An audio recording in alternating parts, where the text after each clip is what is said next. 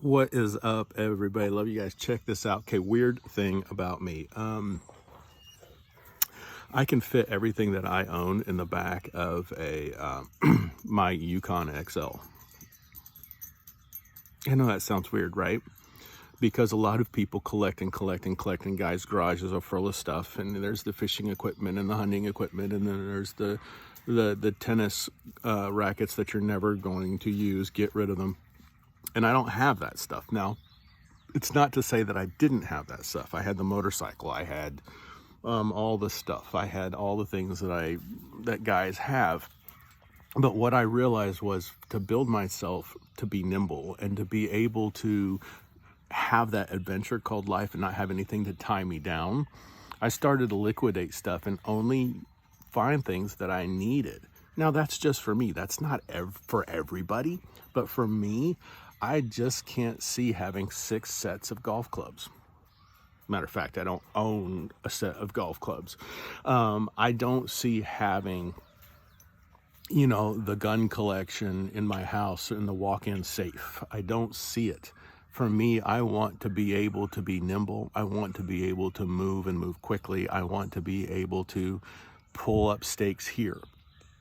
So we've actually, with our home, we've always built it with the mindset of, hey, one day we're going to have to sell this. So for resale value, we're always asking, okay, for longevity's sake, is this something somebody might like? Now, we still do things that are genuine to us here, but at the same time, we're always considering how are we investing for this for our future?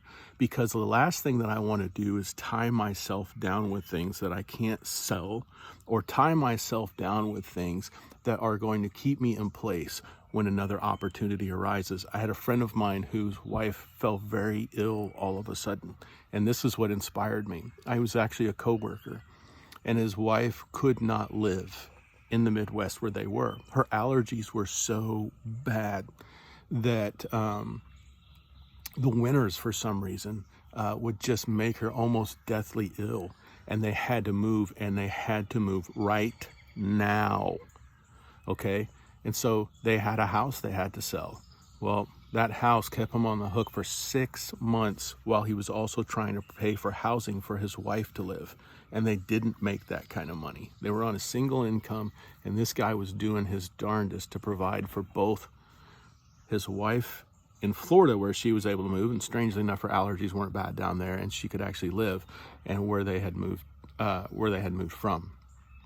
My whole point was I watched this guy just get wore out, and for 6 months kill it, but absolutely be struggling between two mediums, two places. And it really weighed him down. It really wore him out. And it inspired me to go, you know what? And I told my kids this too.